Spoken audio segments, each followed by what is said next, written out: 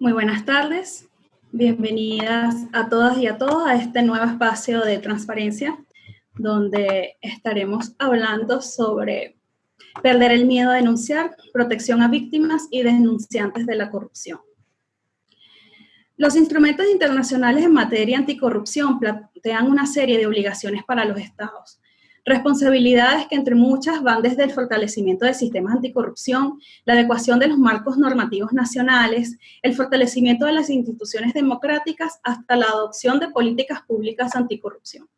En este marco, una de las principales obligaciones que tienen y suelen ser olvidadas e incluso desprestigiadas por los gobiernos es la protección a las víctimas y o denunciantes de hechos de corrupción. Es un eslabón de la lucha anticorrupción que, lejos de ser una carga para los estados, se constituye como un estadio necesario para promover la transparencia, fomentar la integridad y detectar a los corruptos y sus conductas. Sin embargo, la garantía que sobre su integridad deben tener las víctimas o denunciantes suele socavarse en la medida que estos, especialmente los funcionarios públicos, quienes tienen mayor acceso a conocimiento de hechos de corrupción, pueden sentirse incapaces de denunciar por miedo a represalias, discriminación, desmejoras, incluso la destitución o remoción de sus cargos. Esto debe cambiar y si queremos sociedades más proclives a ejercer el derecho a la Contraloría de Gestión Pública y en definitiva se investigue y castigue a los corruptos, es necesario crear condiciones para promover la denuncia sin generar riesgos a quienes las hacen. Y un primer paso es alentar a las personas a denunciar irregularidades como una estrategia para visibilizar y penalizar los hechos de corrupción e impulsar una mejora en la transparencia y la rendición de cuentas de los gobiernos. Ellos requieren no solamente de voluntad política, sino de reformas jurídicas e institucionales necesarias para cumplir con los requisitos establecidos en la doctrina internacional. También definir el apoyo y los recursos disponibles para emprender estas reformas. Incluso poner de relieve los asuntos técnicos y procedimentales para lograr una real protección de las víctimas o denunciantes. Desde la sociedad civil se han realizado esfuerzos gigantes para generar espacios de denuncia sobre hechos de corrupción que brinden mayor seguridad a las víctimas y denunciantes. Casos como las áreas de los centros de asistencia legal anticorrupción de varios capítulos de Transparencia Internacional en América Latina y alrededor del mundo, o como Dilo Aquí de Transparencia Venezuela, que también opera en Honduras y Guatemala. LATAM Leaks, que reúne plataformas de Chile, Nicaragua, México, Perú y Guatemala también, demuestran la importancia del tema y la necesidad de protección frente a un Estado que puede estar ausente o con tareas pendientes en la materia. En este particular, hoy nos acompañan 3 invitados especiales que conversarán sobre la importancia de la protección a víctimas o denunciantes desde la experiencia que han tenido en el activismo de Colombia y Guatemala, y también para conocer del tema desde la perspectiva del derecho internacional, especialmente de la ley modelo para facilitar e incentivar la denuncia de actos de corrupción y proteger a sus denunciantes y testigos. Como primer invitado tenemos a Franz Echeverría. Bueno, muy buenas tardes con todos y lo primero agradecer la invitación para poder discutir este tan interesante tema y además con colegas. Si me permiten, quisiera compartir una pantalla, que tengo unos dibujitos que quisiera mostrarles. A ver, se ven, ¿verdad? Ya, el primero era, evidentemente, como ustedes mencionaron, es que existe una preocupación mundial por los temas de corrupción en general. Y creo que una muestra de ello es precisamente la dación de diversas convenciones internacionales, instrumentos internacionales, foros especializados que tratan sobre este tema. Entonces, por ejemplo, es un marco de indicadores que nos ofrece el Banco Mundial, el Worldwide Governance Indicators, en el cual hace pues distintas comparaciones entre distintos indicadores con distintos países del mundo en general.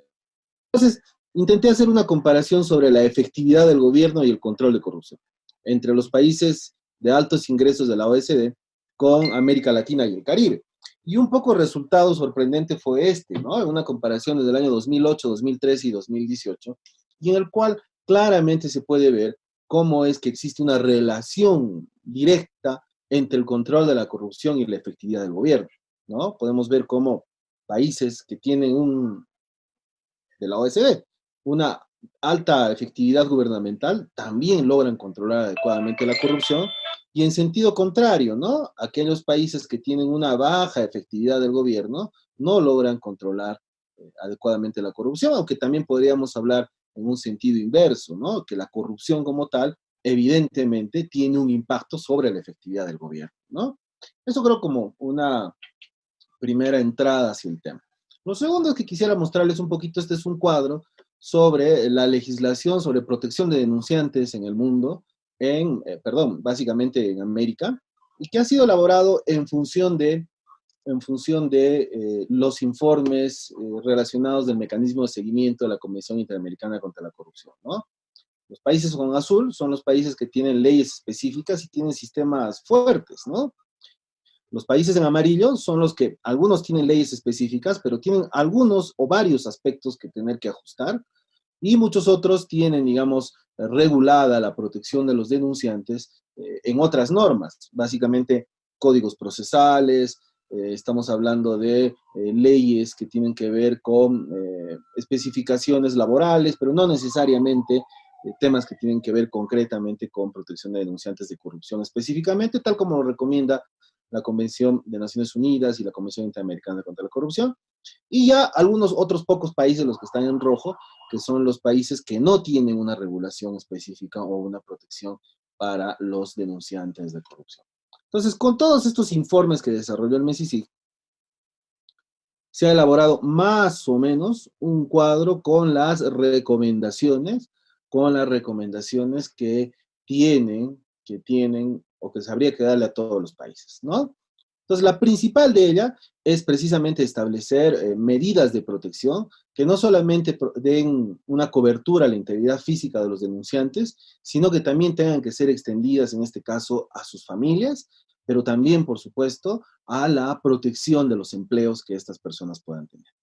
Hay que considerar que un denunciante pues se pone en un potencial riesgo, ¿no? Y es un riesgo para su familia, como no, pero también un riesgo para sus otras condiciones, como por ejemplo las condiciones laborales que se afectarían producto de una denuncia de esta naturaleza. También a los países se les ha recomendado medidas de protección que no solamente tengan que ver con la protección judicial, como muchas veces se ha considerado, ¿no? Sino también una protección a veces, cuando sea necesario, por supuesto, de carácter administrativo, sobre todo cuando los denunciantes provienen, perdón, de entidades u organizaciones públicas, y estamos hablando en concreto de la corrupción en el sector público, ¿no? Establecer mecanismos para facilitar la cooperación nacional en el área de protección. Es evidente que en un mundo cada vez más interconectado, se pueden dar situaciones en las cuales los denunciantes requieran de la asistencia y la cooperación internacional para la implementación de medidas. Imaginemos, por ejemplo, que debemos de trasladar a una persona a vivir en otro país, ¿no? Situaciones en las cuales puede haber, por ejemplo, un cambio de identidad, ¿no? O circunstancias en las cuales probablemente la persona que está denunciada o el propio denunciante ya vive en otro país y se requieren medidas de auxilio y de asistencia judicial, como no, ¿no? Establecer mecanismos para reportar las denuncias, como denuncias con protección de identidad y denuncias anónimas. Esto en muchos países aún no está considerado. En algunos países se les exige directamente que los denunciantes tengan que identificarse claramente, ¿no? Entonces, evidentemente, esto es un contraincentivo, un desincentivo para que puedan existir denuncias. Y en muchos de ellos, la propia protección de los denunciantes a efectos de reservar su identidad tampoco ha sido considerada. Esto también, evidentemente, genera un rechazo, si cabe el término, para que puedan existir cada vez más denuncias.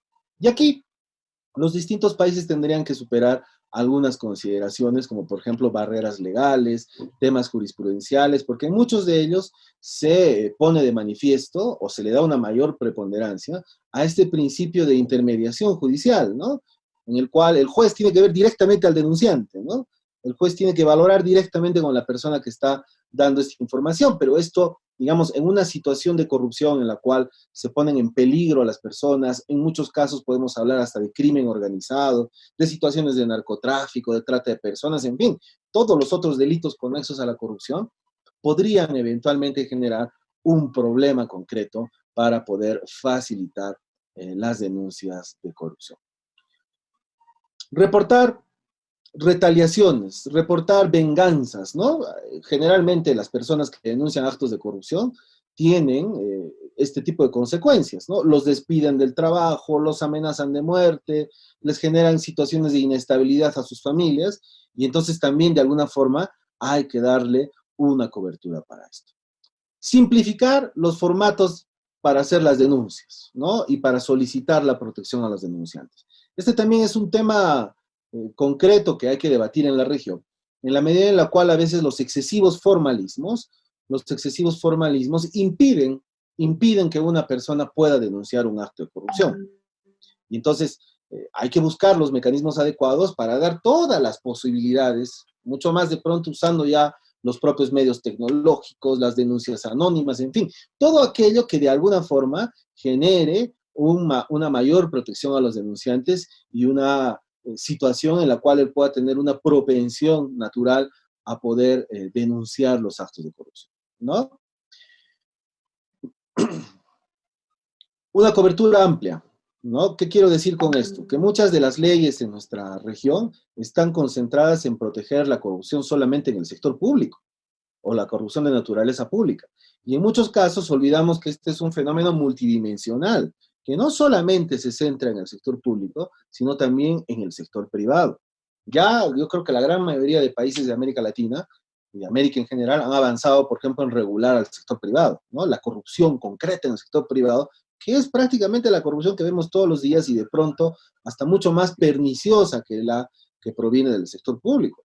Sin embargo, digamos, los mecanismos de protección aún no le han dado una mirada completa a este tema en concreto, ¿no? Entonces hay que avanzar también, por supuesto, en este sentido, ¿ya? Provisiones para dar definiciones claras sobre los roles que deben tener las entidades, ¿no? Una de las recomendaciones que en este sentido que se han adoptado es procurar la independencia de las entidades que tienen que ver en este tema, ¿no? Procurar darles las garantías necesarias para que puedan eh, ejercitar de una mejor manera sus propias funciones, ¿no? Y en este caso, y claro y concretamente, por ejemplo, en la ley modelo, una de las cosas que se ha planteado es fortalecer el rol que tienen las contralorías, o de ser el caso de los propios ministerios públicos, ¿no? No optar tanto quizá como un modelo, el modelo anglo, que es crear instituciones propias, como en el caso de Estados Unidos. Probablemente Chile, por ejemplo, tiene una intención de un poco ir hacia ese modelo, pero de acuerdo a las propias recomendaciones y también viendo un poco las tradiciones institucionales de nuestros países, se ha optado por fortalecer a las instituciones que ya existen. Sin perjuicio de ello, también una recomendación general que se ha dado es tener que establecer sanciones para aquellos funcionarios que no colaboren en la protección de los denunciantes de corrupción. Podrían darse el caso de que existan filtraciones, por ejemplo, sobre la identidad de las personas, de que mal se apliquen las medidas de protección, de que no se dé una adecuada corrección a la reserva en el tratamiento de la información, todo lo cual podría evidentemente poner en peligro a los denunciantes. Y entonces, para ese sentido, es que se ha emitido también una normatividad o que se exige, se recomienda que pueda existir también sanciones para estas personas. Pero este, digamos, es el panorama americano, ¿no? Frente a ello, la Organización de los Estados Americanos, ya hace algunos pocos años, ha generado una ley modelo, ¿no? La ley modelo de la OEA, en la cual yo tuve el honor de ser el consultor responsable, y que precisamente parte de las cosas que intentamos hacer era que todas estas recomendaciones que había mencionado se pongan en un texto legal que podría servir de una eventual guía para los países de nuestra región. Junto a ello, en el año 2013 y 2014, la Organización de Naciones Unidas también nos juntó, éramos un grupo de alrededor de unos 40 expertos de todo el mundo, para discutir ya también en el marco de las Naciones Unidas una ley o unos lineamientos, si cabe el término, de políticas públicas para futuras regulaciones. Y entonces, más o menos en todas estas normas se han puesto estas consideraciones, ¿no? La primera, entender a la corrupción en sentido amplio. La corrupción no es solamente del sector público, también está en el sector privado y hacia el cual, de alguna forma, hay que generar mecanismos de protección para que se puedan dar denuncias. Competencias externas a las entidades donde se produce el acto de corrupción. Lo que les decía, Hay que buscar entidades que no estén en el ámbito del poder ejecutivo, de las entidades que manejan concretamente la mayor cantidad del presupuesto público, sino procurar que sean entidades especializadas ajenas, la Contraloría, el Ministerio Público, entre otros. Medidas de protección amplias, tanto en el sector público y el privado, que no solamente tengan que ver con la integridad física, sino también con cuestiones laborales, básicas, económicas, que tienen que ver con el sustento de las personas y, por supuesto, extendibles también a su núcleo personal, a su núcleo familiar. Redefinir aspectos procesales, como la posibilidad de recibir denuncias, de calificar las denuncias, tener criterios para poder conceder o no una determinada medida de protección, entre otras, creo que son también fundamentales, ¿no? Protocolos de atención, sanciones ante el incumplimiento de estas. Una medida muy discutida siempre es el otorgamiento de incentivos, ¿no? Pero digamos, algunos países, Europa, Estados Unidos, concretamente sí tienen mecanismos de incentivos para dar denuncias y son pecuniarios, ¿no? Entonces, esa es una discusión también profunda que existe cuando se quiere plantear una nueva regulación. Y por supuesto, el establecimiento de medidas de cooperación. Todo esto, evidentemente, teniendo en consideración que lo importante es asegurar que puedan existir más denuncias. Y naturalmente, como todo acto humano, aquí pues existe una suerte de cálculo económico, ¿no? Si cabe el término, en el sentido de que los denunciantes, al hacer un acto de valentía en ese sentido, ponen en riesgo a sus personas, ponen en riesgo a sus familias, ponen en riesgo su estabilidad en el trabajo, su estabilidad física, y entonces lo que hay que procurar es lograr que nada de esto tenga que ser puesto en cuestionamiento. Obviamente es una situación difícil, muchas veces compleja, pero precisamente el marco regulatorio, la creación de instituciones, el fortalecimiento de todo el aparato público, de alguna forma, si se logra ordenar, podría facilitar que pudiesen existir más denuncias y se pueda identificar y combatir adecuadamente a la corrupción. Eso es todo, Norma. Muchas gracias y atento a las preguntas. Pasamos seguidamente con Claire Lunet, que nos va a explicar un poco la perspectiva desde Colombia sobre la protección de... Muy buenas tardes y muchísimas gracias a Transparencia Venezuela por la invitación, a Norma y Francisco por la organización. Yo creo que, como lo acaba de mencionar Franz, es un tema no solo de Colombia o Perú o Guatemala, es un tema internacional bastante importante y nos ha demostrado pues algunos esfuerzos en algunos países y algunas debilidades en otros países. Pues quiero aquí plantearles la situación actual sobre esos temas en Colombia, tratando de ser muy sintética y gracias, Norma, por avisarme sobre el tiempo. Desde Transparencia, pues, trabajamos el tema desde hace, más a profundidad diría yo, desde hace más de 2 años ahora. En particular con la apertura de un centro de asistencia legal anticorrupción que tienen otros capítulos de TI, de Transparencia Internacional en otros países. Obviamente nos hemos enfrentado a la problemática no solamente del itinerario obstaculizado de la denuncia, pero también de los riesgos que podían encontrar nuestros denunciantes y en particular, pues en Colombia, el riesgo de perder su vida. Quiero insistir en 3 elementos rápidamente antes de iniciar la presentación, porque creo que en el vocabulario es importante. Nosotros consideramos que la denuncia obviamente es un acto libre, individual, pero que también espera resultados. ¿Y por qué digo eso? Es porque pues no necesariamente se denuncia por denunciar, se denuncia esperando que se emprenda una acción en función de los posibles hechos de corrupción denunciados. Y creo que esa expectativa de parte del denunciante es fundamental, y esa expectativa que no siempre está atendida desincentiva la voluntad de denunciar. Segundo, distinguimos en Colombia, yo creo que lo hacen en otros países también, entre un reportante y un denunciante. Un reportante es una persona que pone una alerta sobre un posible hecho de corrupción, pero que no necesariamente lo va a denunciar formalmente y jurídicamente ante la autoridad competente. En cambio, el denunciante es la persona que sí decide decide denunciar formalmente con algunos elementos probatorios ante las autoridades competentes. Y luego decir que no podemos abordar la protección sin abordar la denuncia y las condiciones de la denuncia. Entonces insistimos mucho en nuestras acciones de incidencia sobre esos temas, que se traten de manera relacionada y articulada ambos temas. Una vez que haya denunciado a alguien, puede tener problemas de protección, o por no tener protección no va a denunciar. Entonces, está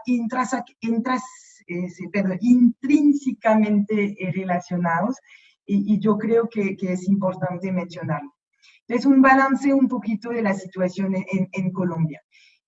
Una voluntad de denunciar, sin duda. Tuvimos una consulta anticorrupción hace 2 años en la cual se desplazaron 11 millones de votantes. El tema de la corrupción, más que antes, cuando Colombia estaba, bueno, yo no digo que Colombia ya está en paz, ni mucho menos, pero pues Colombia estaba enfrentando un conflicto armado y los temas de corrupción estaban un poquito menos presentes en la agenda pública. Llega el proceso de paz y la corrupción o la problemática de la anticorrupción llega realmente en la agenda pública, y en todos los sondeos y encuestas vemos que sí, los ciudadanos están dispuestos a denunciar. En el barómetro global de la corrupción 2019, 78% manifiestan el deseo de denunciar. Sin embargo, manifiestan también sus dilemas a la hora de denunciar. También una relativa disposición para denunciar. Perdón, es que yo tengo, solamente no veo bien, sí, discúlpenme. Sí, perdón, relativa disposición para denunciar, pero también multiplicación de los canales institucionales de la denuncia. O sea, las entidades públicas en Colombia sí han tomado por varias entidades la decisión de promover canales institucionales de denuncia. Sin embargo, lamentan la falta de recursos, la falta de articulación institucional para lograr una reacción más rápida. Puede existir 30 canales de denuncia, pero esto no necesariamente garantiza que la denuncia va a tener resultados. Y eso es un poquito el problema que enfrentamos. Podemos multiplicar medidas y canales, pero no necesariamente por falta de coordinación o por demora en los procesos judiciales vamos a tener resultados. Y finalmente, pues, en Colombia la problemática está más aguda en términos de arriesgarme mi vida. ¿Por qué voy a denunciar si obviamente me pueden matar? Ha sido el caso últimamente, pues estos 2 últimos meses, 3 personas con las cuales, pues, cercanas a organizaciones con las cuales trabajamos, pues obviamente han perdido la vida. También dificultades en constitución del material probatorio, demora de los procesos judiciales y una percepción cultural muy negativa de la denuncia en Colombia. En Colombia, no sé si en los demás países de América Latina se usa esa expresión, pero en Colombia el que denuncia está caracterizado por un sapo. Entonces, pues nosotros tratamos con una campaña de comunicación de reconsiderar esa imagen del sapo, y les podremos compartir varios videos al respecto para incentivar la denuncia. Sin embargo, no solamente queremos una cantidad incalculable de denuncia. Insistimos sobre sí, es importante promocionar la denuncia, pero también es importante acompañar la denuncia para tener una denuncia de calidad. Y yo creo que ese punto es supremamente importante. Segundo punto es reconozcamos que los denunciantes son diversos. Lo decía también Franz en su presentación, o sea, cualquier ciudadano, líder social, empleado de una empresa, periodista o funcionario puede denunciar y puede convertirse en un denunciante, y no necesariamente en Colombia se considera este grupo de denunciante como una categoría social y por ende no se considera su papel político y social. Entonces nosotros llamamos a que este grupo de denunciantes en muchos otros países han hecho muchas campañas para reconocer el papel del whistleblowing, de los whistleblowers. Nosotros todavía en Colombia carecemos de reconocimiento de este grupo. Más allá de un líder social, más allá de un funcionario, pues esos denunciantes comparten ciertas características que habría que considerar. Tercero, un marco legislativo escaso y disperso en Colombia al respecto. Se restringe el denunciante en una sola categoría, que es el servidor público. La mayoría de los textos de ley solamente consideran al denunciante como un servidor público. Estamos llamando a que se amplíe esa categorización. Tenemos varios textos de ley, pero todavía muy dispersos. No existe en Colombia un marco legislativo específico y dedicado sobre la protección al denunciante.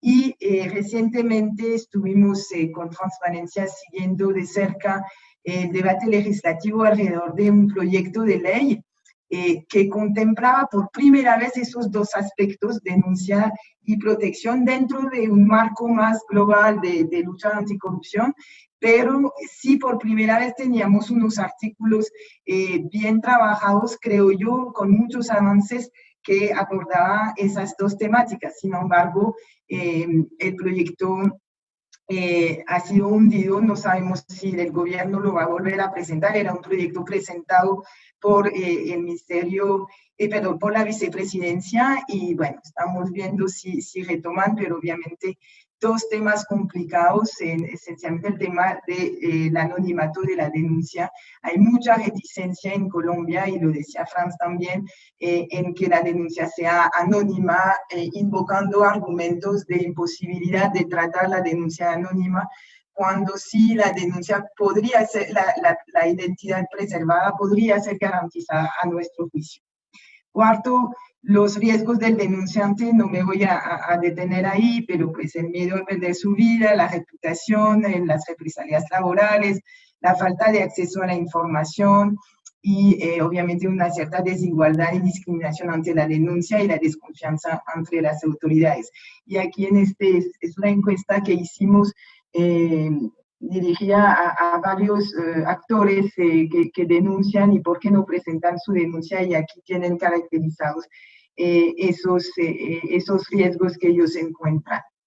Entonces, obviamente el denunciante se convierte en una víctima de la corrupción y por lo tanto debe ser protegido, y estamos pidiendo que sean reconocidos como una población vulnerable y que reciban la protección por parte de la... Existe en Colombia una Unidad Nacional de Protección por todos los líderes que están amenazados. Estamos pidiendo a que la Unidad Nacional de Protección considere los denunciantes de corrupción como una categoría en alto riesgo, y más allá, como lo decían mis colegas también, de la protección física, una protección económica, social y psicológica.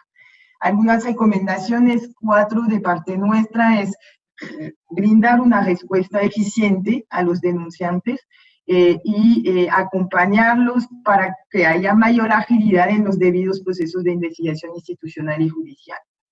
Lo segundo es, obviamente, comprometer mucho más el marco jurídico nacional sobre ambos temas, volver visible a los denunciantes, mostrar que existen y valorar el trabajo que están haciendo y por lo tanto proteger su acción y brindarles una protección adecuada. Les dejo con esas 4 recomendaciones de parte de Transparencia por Colombia. Muchísimas gracias. Le doy el pase a Eddie Cooks. Eddie Cooks es el director ejecutivo de Acción Ciudadana, el capítulo guatemalteco de Transparencia Internacional. Muchísimas gracias Norma. Un saludo a cada uno y cada una de ustedes y también a nuestros copanelistas. Yo creo que es muy interesante conocer exactamente la situación que se vive en América Latina acerca de la denuncia y la importancia realmente de por qué es necesario denunciar. Yo creo que para enfocarlo un poco también al contexto que vivimos, me surge la pregunta, por qué es importante denunciar la corrupción en estos momentos. Yo creo que ya conociendo la importancia de la protección y lo inherente que tiene que ser para la denuncia, yo creo que hay que analizar específicamente cuál es la situación que tenemos en Latinoamérica. Y ahorita estamos atravesando una crisis muy complicada por la pandemia que estamos viviendo, por las situaciones de corrupción que se están viviendo. Yo creo que existe una conciencia generalizada en la ciudadanía incluso acerca de que esa crisis sanitaria y esa crisis económica que se está viviendo se ahonda mucho más por la corrupción. Y en muchos países, si nosotros hacemos un recuento de los últimos hechos, por ejemplo, en Bolivia, que se están acusando a algunos funcionarios por el tema de ventiladores sobrevalorados, la misma situación en Panamá, por ejemplo, en Honduras, que se presentó por parte del capítulo de Transparencia Internacional también un estudio sobre los hospitales ambulantes que se han vendido acá en Centroamérica, o lo que está sucediendo en Brasil, nos da una cuenta de que tenemos una situación bien complicada en América Latina. Y la ciudadanía poco a poco, o sea, ya venía como una ola de comprender que la corrupción es un fenómeno muy importante. Si nosotros recordamos los datos, por ejemplo, del barómetro de la corrupción que fue presentado el año pasado, por lo menos para el caso de Guatemala, el 90% de la gente opinó que la corrupción es un problema y es un gran problema para la sociedad. Pero a mí me surge o sea, cuando analizamos ese dato, que la gente tiene esa conciencia, pero lo comparamos con el nivel de denuncias que existen en nuestros países, nos damos cuenta que la gente tampoco se anima a denunciar. Y hay un problema estructural en ello, es decir, no existe una legislación completa o una legislación fuerte, ni las instituciones fuertes para proteger al denunciante. Y muchas veces el denunciante tiene características, ya Claire lo mencionaba, digamos, hay distintos tipos de denunciante, y también Franz lo evidenciaba también con el tema de legislación, que en algunos países está combinado con código procesal, código penal o otras leyes, pero también no se acopla a la característica específica del denunciante. Y por ejemplo, ahorita que estamos viendo la pandemia, nosotros acá en Guatemala nos hemos dado cuenta que el denunciante incluso puede ser ese funcionario público que creo que es el más valioso, el que está sufriendo las consecuencias de la corrupción o que es testigo directo de la corrupción dentro de las instituciones. Hace unos días, lamentablemente, falleció un doctor de apellido Hernández acá, tenía 42 años. Él empezó a denunciar las deficiencias específicas dentro de uno de los hospitales ambulantes acá en Guatemala. Y el problema es que las instituciones encargadas, las instituciones formales, digas el Ministerio Público, la Contraloría General de Cuentas, que velan por la calidad del gasto público, ni siquiera se inmutaron en poder reaccionar hacia la denuncia que estaba haciendo este médico. Y aparte de ello, no todo lo contrario. Dentro del mismo ministerio lo que sucedió es que destituyeron unos días antes del fallecimiento de este doctor, lo destituyeron y ni siquiera le pagaron su salario, porque acá se vive una tragedia, una crisis humanitaria en el que el Estado ni siquiera ha cumplido con pagarle los salarios a los doctores que están atendiendo la emergencia desde hace 3 meses.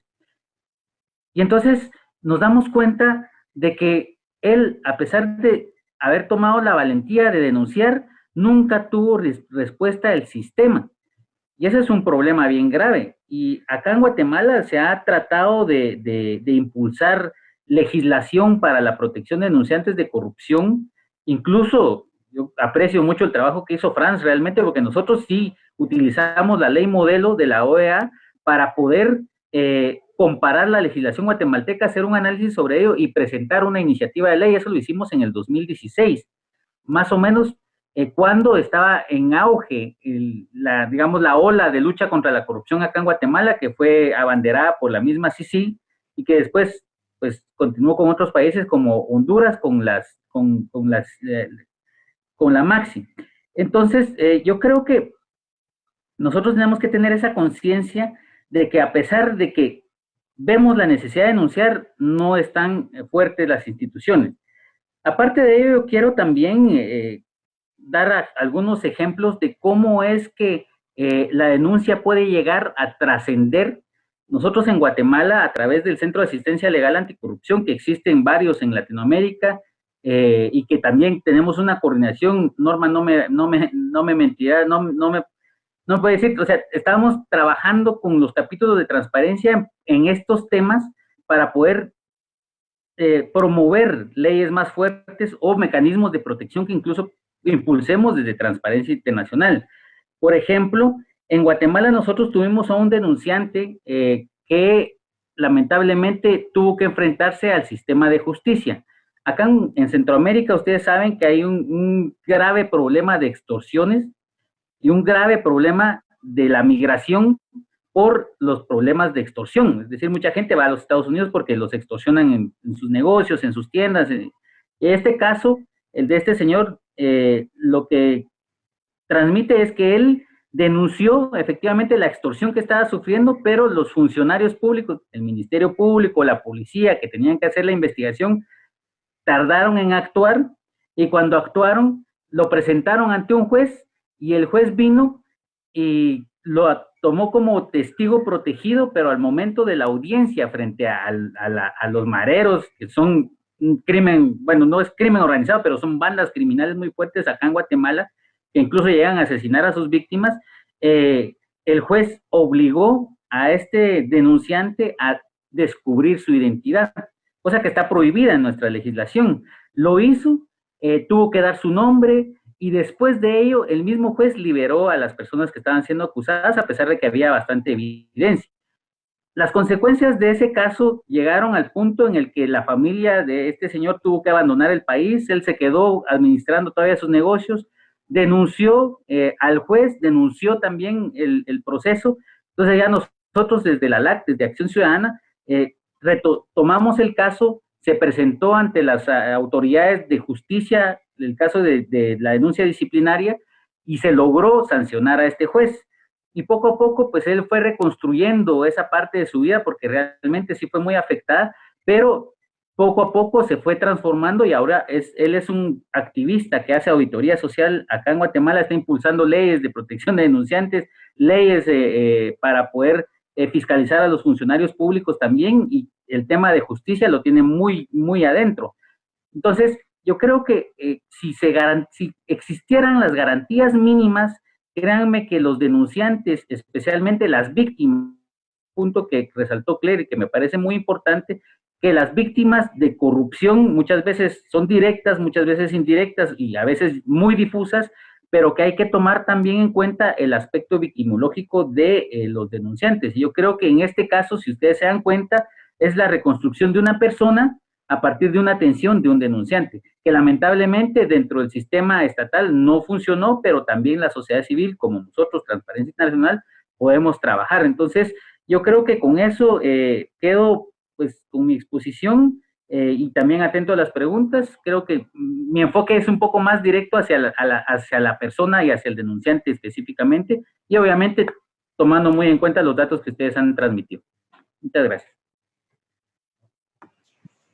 Muchísimas gracias a ti, Eddie. Y sí, efectivamente, pienso que el enfoque que también debe darse, bueno, y es que se trata es de la persona, ¿no? Del denunciante, de la protección que debe tener, que no solamente debe ser de esa persona, sino ampliada a su familia, como lo dijo muy bien Franz. Pero va más allá, es abordar también las situaciones en que se dio la denuncia, como dijo Claire. Entonces, uniendo un poco eso, yo quería preguntarles, ¿qué estrategias pudiesen utilizar las organizaciones de la sociedad civil para promover la denuncia, para evitar el miedo? Bueno, evitarlo no, siempre van a sentir cierto temor al denunciar. Si las leyes generalmente en Latinoamérica no tienen esos incentivos de los que hablaba Franz, que contiene la ley modelo, ¿qué nos recomendaría?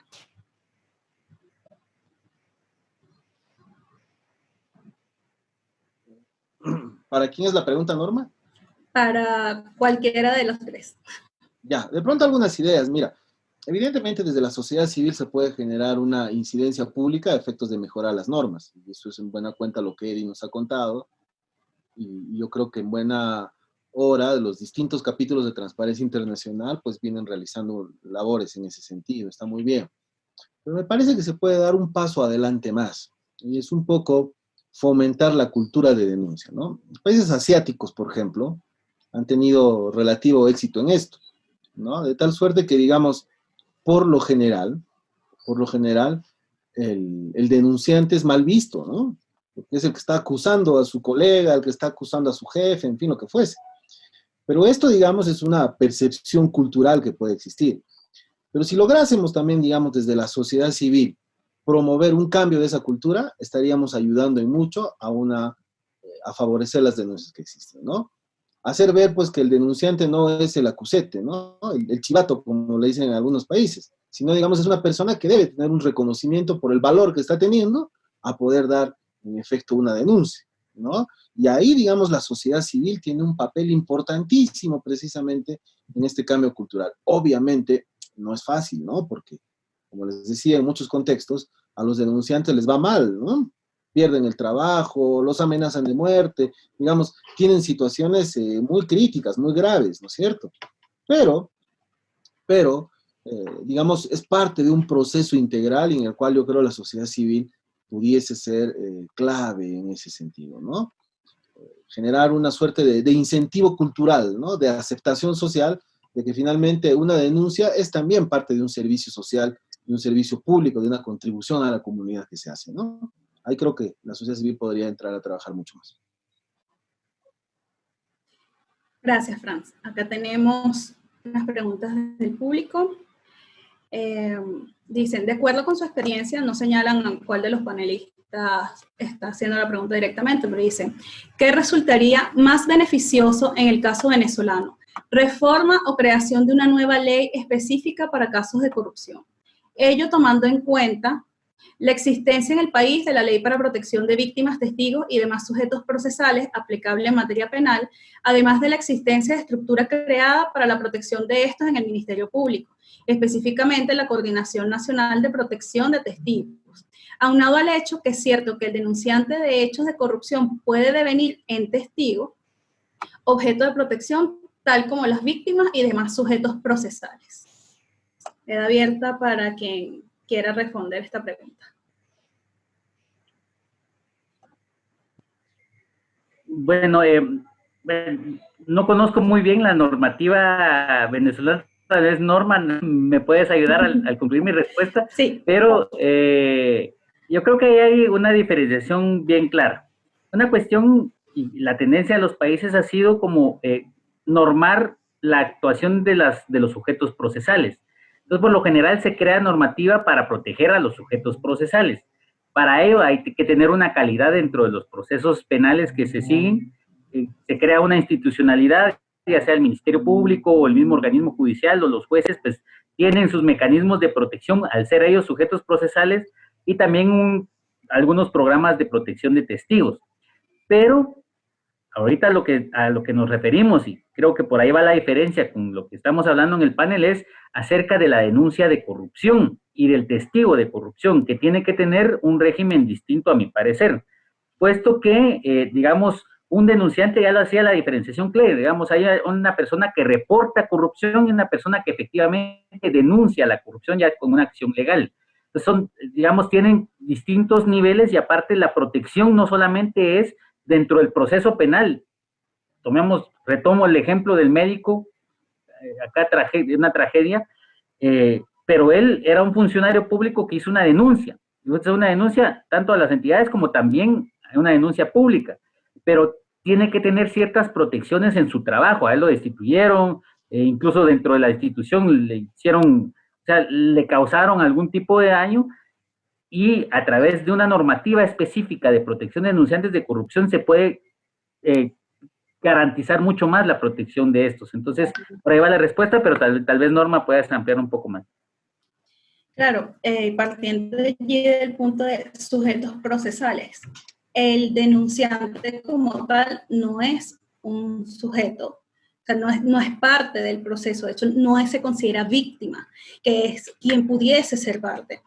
Aunado a ello, la pregunta también señala que el denunciante de hechos de corrupción puede venir en testigo, y si es así, la Fiscalía puede llamar al denunciante para ampliar los hechos, y esto vendría a ser una especie de testimonio, y allí quedaría puerto dentro de esta protección que establece la ley. Sin embargo, la ley se queda corta, la ley de protección a víctimas, testigos y demás sujetos procesales, porque necesitamos la protección especializada para este testigo o víctima de la corrupción.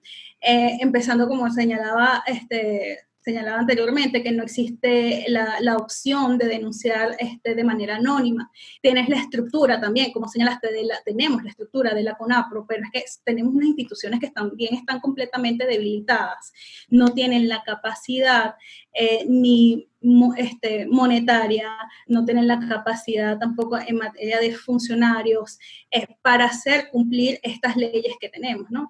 Entonces, ahí se junta no solamente que es un tema de legislación, sino ya también debilidad de las instituciones debido también a la corrupción generalizada que se presenta en Venezuela. Por acá tenemos otra pregunta. Y está enfocada a los funcionarios públicos. ¿Qué hacer para proteger a los funcionarios denunciantes? Creo que, bueno, Franz ya señaló un poco de la respuesta a esta pregunta. No sé si quieres ampliar. La ley modelo establece lo que establece para la protección de los funcionarios públicos cuando ellos son los denunciantes de los hechos de corrupción. ¿Cómo no? Con gusto. Mira, sobre esto hay distintas, digamos, a nivel de la región y del mundo, distintas medidas. Por lo general, las medidas de protección administrativa para los funcionarios públicos tienen una connotación de tener que preservar su vínculo laboral. Y entonces, por ejemplo, algunos países, Chile, por ejemplo, reconoce que al denunciante de corrupción no lo pueden separar del cargo, ¿no? O no puede ser trasladado en otro lugar. No puede, de ser el caso, recibir un acto de hostilidad, que podría ser, por ejemplo, la reducción del salario, reitero, el traslado también a trabajar a otra provincia, o finalmente te despiden, ¿no? Entonces, digamos, las legislaciones han ido cambiando o orientando en ese sentido, ¿no? A efectos de tener que proteger al denunciante, reitero, en su vínculo laboral. La pregunta un tanto es, ¿hasta cuándo? ¿No? ¿Hasta que dura el proceso de investigación? Es posible, pero de pronto, digamos, las venganzas, las retaliaciones vienen después, ¿no? De ser el caso, ¿cómo puedes graduar eso, no? Y esa es una tarea importantísima que debería de tener que absolver, de ser el caso, la autoridad competente que se va a encargar de dar la respuesta o la medida de protección. Mi opinión es de que las medidas deberían ser permanentes mientras dure el peligro de venganza, ¿no? O sea, si yo denuncio a mi jefe y ese jefe va a seguir ahí, digamos, incluso hasta después de que se investigue el caso, es probable que pueda tener una situación de riesgo, ¿verdad? Entonces, por ejemplo, en esa condición, sí de alguna forma debería de intentar mantenerse el vínculo laboral administrativo que tiene un funcionario público. Sin perjuicio de ello también considerar otro tipo de medidas, ¿no? Como por ejemplo las indemnizaciones, ¿no? Si una persona, como producto de su denuncia, probablemente, posiblemente pierda su trabajo, entonces lo adecuado sería buscar un mecanismo de protección también para que esta persona pueda mantener su estatus de vida, poder seguir manteniendo a su familia con una indemnización económica, ¿no? Entonces, digamos, son medidas que de alguna forma los países bien podrían considerar. Si me permite, Norma, complementar lo que decía Franz, que es algo que a mí me cuestiona mucho personalmente cuando hablamos con funcionarios públicos en las entidades públicas, es también, no solamente en términos de protección, sino en términos de a quién voy a denunciar, ante quién voy a denunciar adentro de mi entidad. Y en general son lo que llamamos en Colombia los jefes de control interno, no sé si se llame igual en otros países. Y esos jefes de control interno puede haber todas las situaciones distintas según la entidad o según la persona que ejerce ese cargo, es que a veces se convierte también en un objeto de presión de parte de otros que se enteran de que él tiene esa denuncia y no va a entregar la denuncia a las autoridades competentes. Y está presionado para no hacerlo por personas externas o internas. Y entonces, esto genera mucho miedo, además del miedo de denunciar, pero también mucha ineficiencia en los procesos de denuncia internos a las entidades públicas. Y creo que este punto es importante, es una necesidad de fortalecer la función de un jefe de control interno, pero fortalecer también, garantizar de que el jefe de control interno pueda también tomar la decisión de entregar la denuncia a la entidad competente. Y esto no siempre está garantizado y desincentiva también al denunciante. No confío en mi jefe de control interno porque le voy a denunciar, ¿sí? Es eso también la dificultad. Ahora, Claire ha hablado algo interesante y ha hecho referencia a un tema interesante, ¿no? ¿Cuál es la independencia de los órganos que se encargan de dar este tema? ¿No? Y ese creo que es un elemento clave en la discusión de este asunto, ¿no? Porque si, digamos, tú tienes a órganos de control interno, a instituciones que dependen de las personas que eventualmente podrían ser denunciadas, entonces digamos que el sentido de protección termina debilitándose, ¿no? Tal cual. Entonces, aquí realmente hay que ser muy creativo en generar una arquitectura institucional que de alguna forma garantice pues una autonomía y una independencia en la ejecución del cargo, ¿no? Por acá tenemos una pregunta muy interesante que dice, ¿sería posible un comentario sobre cómo valoran las normas de delación premiada, teniendo como referencia la experiencia de los países que lo tienen? ¿Aumentaron las denuncias después de aprobada este tipo de normas? No sé si Franz pudiese... Perdón, ¿podrías repetir la pregunta? Preguntan si han aumentado las denuncias después de haberse aprobado normativas sobre delación premiada en algunos países. Sí, claro. Europa, algunos países asiáticos, Estados Unidos, el propio México tienen experiencias de este tema, ¿no? Un 25, 35, 40% del valor del activo recuperado por el acto de corrupción podría ir a manos del denunciante. Ese es un incentivo interesantísimo, ¿no? Pero, vamos, es una medida muy discutible. Algunos países dicen de que eso no es factible, en la medida en la cual estarías también fomentando la corrupción de alguna forma, ¿no? Que el acto de denunciar debería ser un acto libre de entrega a la ciudadanía, pero vamos, eso también es discutible, ¿no? La medida en la cual el denunciante, como decíamos hace un momento, pone en riesgo su vida, ¿no? Su integridad, su economía. Entonces, hace pues un cálculo, dice, oye, de pronto me voy a arruinar la vida y no voy a recibir nada a cambio, ¿no? Vamos, eso es muy racional, digamos, ¿no? Y entendible. Entonces, de alguna forma, esta suerte de premiaciones, ¿no? De delaciones premiadas ayuda. Ok, hablando también, concatenando esto de las delaciones premiadas con los incentivos, ¿cómo pueden introducirse las figuras de los incentivos de denuncia en la legislación cuando en Latinoamérica no ha existido esa cultura? ¿Deben promoverse? Mira, una cosa es la cultura y también otra cosa son las instituciones, ¿no? Entonces, vamos, hay que trabajar en ese sentido. Y la legislación evidentemente genera instituciones. Hace algunos años, ya, bastantes años, ¿no? Yo recuerdo haber visto un estudio del Banco Mundial donde era una cuestión bien interesante, ¿no? Y decía algo así. Decía que en toda sociedad existe un 25% de personas que siempre se portan mal. ¿Ya? No sé, a ver, un poco siendo un tanto grotesco, ¿no? No sé, pues, el trabajador que se lleva los lápices del trabajo, el que siempre llega tarde, el que se lleva el papel, qué sé yo, o sea, la gente que siempre hace las cosas mal, ¿ya? Dice que existe otro 25% de gente que hace las cosas bien, ¿no? Los que se portan bien, los ángeles, por decir de alguna forma, cumplen sus horarios, ¿no? Trabajan adecuadamente, pero dice que existe por lo menos un 50% de la población, la otra mitad de esos otros dos grupos, que se va a comportar en uno u otro sentido, dependiendo de lo que les pase a los primeros. ¿Qué quiero decir con esto, no? Que si, por ejemplo, a este 25% de los diablos, ¿no? Los que se portan mal, nunca les pasa nada, al contrario, ¿no? Hasta les aumentan el salario. Entonces, lo más probable es que este 50% de gente diga, pues, ¿qué más da portarse mal, verdad? Mejor.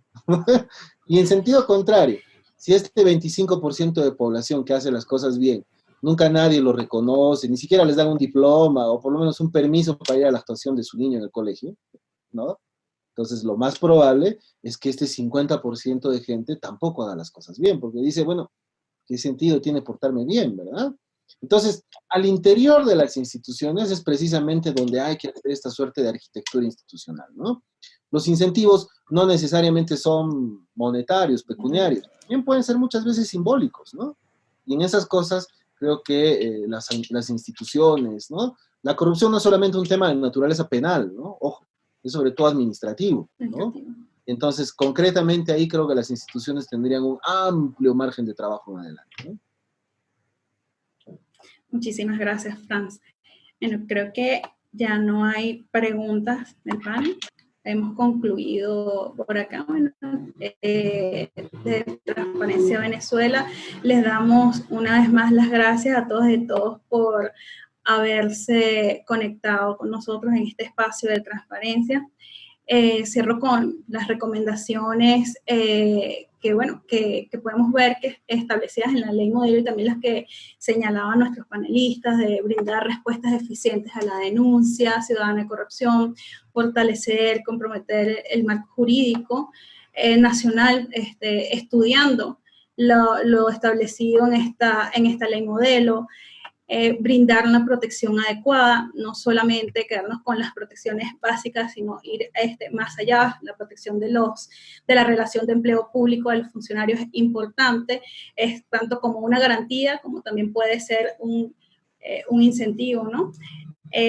Bueno, y para finalizar, les hago el llamado de que, bueno, denuncien los hechos de corrupción. En Transparencia Venezuela tenemos la asistencia legal anti